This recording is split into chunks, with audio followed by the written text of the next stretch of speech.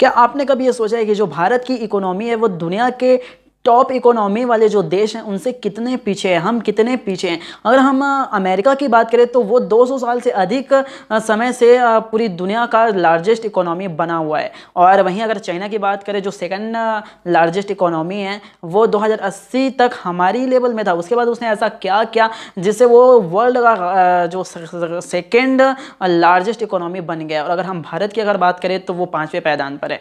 तो तीसरे पायदान पर अगर बात करें तो वो है जर्मनी, उसके बाद आता है जापान, उसके बाद आता है हमारा भारत। यार इतना पीछे कैसे? ऐसा नहीं है कि हम ही पीछे हैं, हमसे पीछे तो कई ज़्यादा रूस भी है, रशिया भी है। अगर हम पॉपुलेशन के यहाँ पर कैपिटा इनकम अगर निकालें ना तो भारत की यार केवल $2,500 पर टिकता है। और वहीं अगर रशिया की अगर बात करें तो वो लगभग वो $15,000 से $20,000 तक वो कमाते हैं। और यहीं अमेरिका की अगर हम बात करें तो वो $80,000 तक पर कैपिटा इनकम है वहाँ की। और अगर हम बात करें यार कि हमारी जितनी जनसंख्या हमारी पॉपुलेशन के हिसाब से अगर हम बात करें तो हम लास्ट पायदान में आते हैं। भले हम बोल देते हैं कि हम 3.7 ट्रिलियन की हमारी इकोनॉमी है जो 5वें पायदान पर। अगर हम यहाँ पर अगर पर कैपिटा इनकम अगर निकालें जनसंख्या के हिसाब से देखें तो हमारा जो पोजीशन है वो लास्ट पोजीशन है। तो आज की इस वीडियो में हम वर्ल्ड इकोनॉमी, जीडीपी और पर कैपिटा इनकम के बारे में जानेंगे कि ये होता क्या और ये कैसे काम करता है। और साथ ही साथ हम दूसरे देशों से तुलना भी करेंगे कि हम कैसे अपने इंफ्रास्ट्रक्चर से, अपने टेक्नोलॉजी से हम इनसे आगे जा सकते हैं और कितने साल लग सकते हैं भारत को, जो हम बोल रहे हैं कि हमें सेकंड लार्जेस्ट इकोनॉमी बनना है। तो क्या 2047 तक हम बन पाएंगे, फिर उससे ज़्यादा टाइम लगने वाला है? तो करते हैं इस वीडियो में चर्चा और समझते हैं कि वर्ल्ड इकोनॉमी कैसे काम करता है।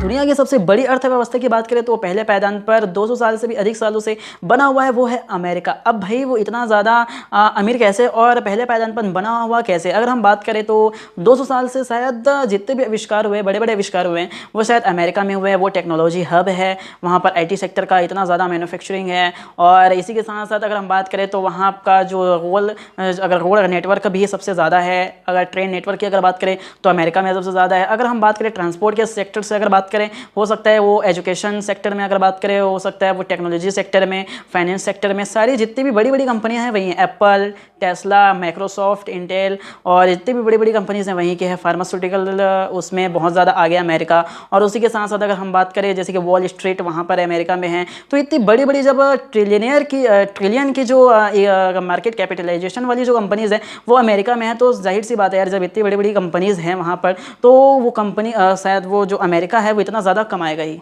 इसके साथ साथ अगर हम बात करें तो डिफेंस एंड एरोस्पेस सेक्टर में उसका बहुत ज़्यादा बड़ा नाम है अमेरिका का। अगर हम बात करें एरोस्पेस में तो जो इतनी भी बड़ी, जो दुनिया की सबसे बड़ी जो कंपनीज एरोस्पेस में वो है नासा। बोइंग की अगर बात करें, जो बड़े बड़े जो प्लेन्स बनाते हैं वो बोइंग बनाती है, वो भी कहाँ की है? अमेरिका की है। तो अगर हम बात करें तो अगर जो डिफेंस सेक्टर की भी अगर हम बात करें तो जितने भी 5th जनरेशन के फाइटर जेट है वो एकदम कमाल का जो फाइटर जेट है जो वर्टिकल लैंडिंग और टेक ऑफ कर सकता है वो अमेरिका में है। तो इतनी ज़्यादा टेक्नोलॉजी होने के बाद और इतनी ज़्यादा डिफेंस सेक्टर्स में उसने इतना ज़्यादा बड़ा कदम उठाया, तो जाहिर सी बात है अमेरिका नंबर 1 होना तय है। और इसी के साथ अगर हम बात करें ना तो जितनी भी वर्ल्ड वॉर 1 हुआ है, वर्ल्ड वॉर 2 हुआ है, जिसमें भी अमेरिका अगर भाग ना लिया हो तो उसमें उसने इतना ज़्यादा बोल सकते हैं कि उसने बम दिए हैं। डिफेंस में इतने सारे जो हथियार है उन्होंने इतना ज़्यादा सप्लाई किया है, इससे इतना ज़्यादा उसके पास पैसा है कि उसका जो अंतर्राष्ट्रीय मुद्रा कोष में भी अगर हम बात करें तो उसका दबदबा वहाँ पर बना रहता है। अगर यहाँ की जीडीपी ग्रोथ रेट की अगर बात करें तो 2 से 3% तक है।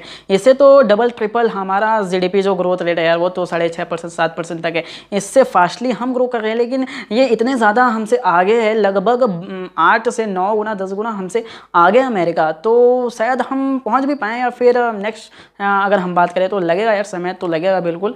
लेकिन स्पीड की अगर बात करें तो इंडिया की ज़्यादा स्पीड है, क्योंकि यहाँ पर यूथ बहुत ज़्यादा है। और जिस हिसाब से सरकार यहाँ पर काम कर रही है मैन्युफैक्चरिंग में, IT सेक्टर्स सेक्टर्स में और टेक्नोलॉजी में, तो हो सकता है कि हम आने वाले बात करेगी दशकों में या फिर शताब्दियों में, अगर बात करें सदी में, हम अमेरिका से आगे ज़रूर पहुंच सकते हैं। आपको क्या लगता है? इसके बाद सेकंड लार्जेस्ट इकोनॉमी की बात करें तो वो है चाइना। मैन्युफैक्चरिंग में, कॉपी पेस्ट में और इंफ्रास्ट्रक्चर में उसका कोई मुकाबला नहीं है। कॉपी पेस्ट क्यों है? क्योंकि अमेरिका जो भी चीज़ें बनाता है, चाहे वो टेक्नोलॉजी में हो, एरोस्पेस में हो, डिफेंस में हो, उसका कॉपी पेस्ट निकाल कर चाइना बना देता है। अमेरिका ने 5th जनरेशन का फाइटर जेट बनाया तो चाइना ने कॉपी पेस्ट मार के 6th जनरेशन का फाइटर जेट बना दिया। और कोई भी अगर टेक्नोलॉजी की अगर बात करें, चाहे हो सकता है कि वो ChatGPT से डीपसीक बनाना हो या फिर बॉम्बर विमान बनाना हो, जो बड़ी बड़ी विमानों से आती है। और इसी के साथ साथ अगर हम बात करें इंफ्रास्ट्रक्चर में बहुत ज़्यादा आगे है चाइना, क्योंकि अगर हम किसी भी देश को आगे बढ़ने के लिए जो सबसे ज़्यादा महत्वपूर्ण जो चीज़ है वो इंफ्रास्ट्रक्चर है। इंफ्रास्ट्रक्चर में ट्रांसपोर्ट भी बहुत ज़्यादा चीज़ निभाता है, क्योंकि वहाँ पर जो बड़ी बड़ी बांधे हैं, जैसे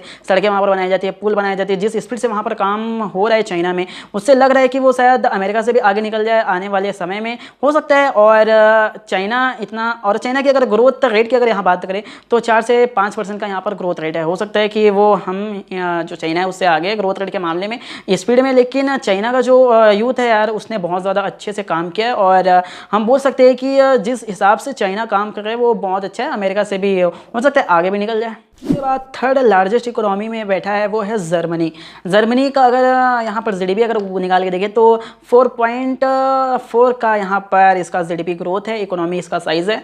अगर हम जर्मनी को क्यों जानते हैं, इनकी जर्मनी गाड़ियाँ जो हैं ऑटोमोबाइल सेक्टर में इसका बड़ा कदम है। यहाँ पर मर्सिडीज, BMW और वोल्क्सवैगन के जितने भी सारी बड़ी कंपनीज़ हैं वो जर्मनी की कंपनियाँ, इतनी लग्जरियस गाड़ी बनाती है जर्मनी। और इसकी अगर ग्रोथ रेट की अगर यहाँ पर बात करें तो वो लगभग 1 से 2% है, क्योंकि इसके पास यूथ अब ख़त्म होने का कगार में, इतने ज़्यादा अब जो एडल्ट हो चुके हैं यहाँ के जो यूथ है, और इसकी स्पीड अब इतनी नहीं रहने वाली, तो आराम से जो इंडिया है वो इसको पछाड़ सकता है और इससे आगे निकल सकता है। जो चौथे पायदान पर है वो है जापान।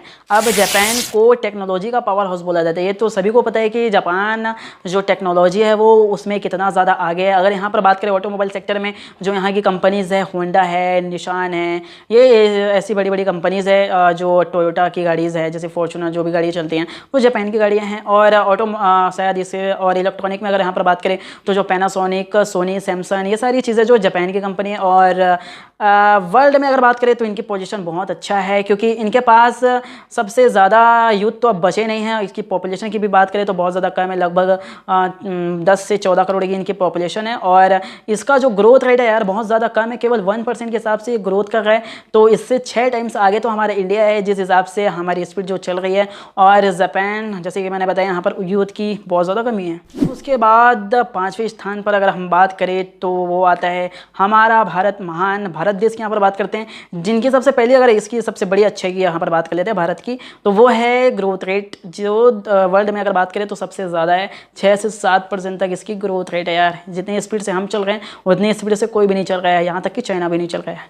और इसी के साथ साथ अगर हम बात करें तो मैन्युफैक्चरिंग हब है, IT सेक्टर में हब है, फार्मास्यूटिकल में भी बहुत अच्छा है, ऑटोमोबाइल के सेक्टर में भी बहुत अच्छा है, EV सेक्टर्स में भी बहुत अच्छा है, रिन्यूएबल सेक्टर में बात करें, विंड एनर्जी में बात करें, पावर सेक्टर्स में बात करें, तो जितने भी एक विकसित जो राष्ट्र है उसको बनने के लिए जो भी चीज़ें चाहिए वो भारत में है। और बिल्कुल हम आगे बढ़ रहे हैं, और इतनी स्पीड से अगर हम आगे बढ़ते रहे तो बिल्कुल इससे बहुत अच्छा करना है हमें, और इससे बहुत ज़्यादा हम आगे बढ़ने वाले हैं।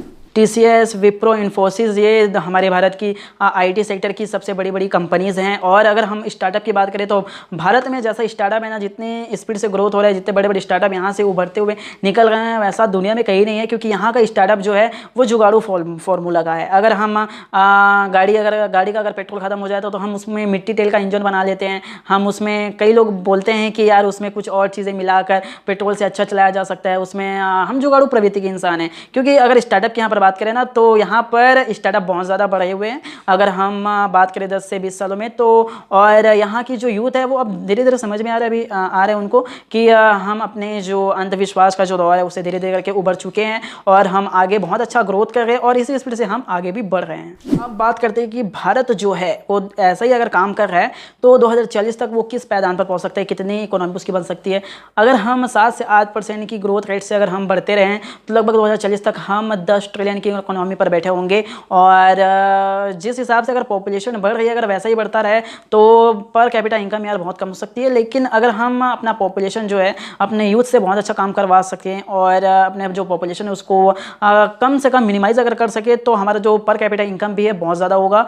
और हम भले ही हम बोलते हैं कि जो लार्जेस्ट में अगर हम बात करें तो 5th लार्जेस्ट कम हमारी जो इकोनॉमी है, लेकिन हमसे बहुत ज़्यादा आगे वो है रशिया, जो लगभग 10वें या 12वें पायदान पर आता है। तो कितना लगभग 2.5 ट्रिलियन इकोनॉमी लेकर, क्योंकि उसकी जो अगर जनसंख्या की बात करें, पॉपुलेशन की बात करें तो वहाँ पर नहीं है पॉपुलेशन बड़ी। उनकी जो अगर हम बात करें क्षेत्रफल में, हम बात करें डायमीटर में तो बहुत ज़्यादा है रशिया। लेकिन वहाँ के जितने भी यूथ हुए हैं यार, जो भी पहले जितने भी वर्ल्ड वॉर 1 में, वर्ल्ड वॉर 2 में और जब रशिया का विघटन हुआ है तो उसमें जितने बड़े बड़े मतलब जो यूथ होते हैं, यूथ थे उस टाइम, वो सारे ख़त्म हो गए हैं।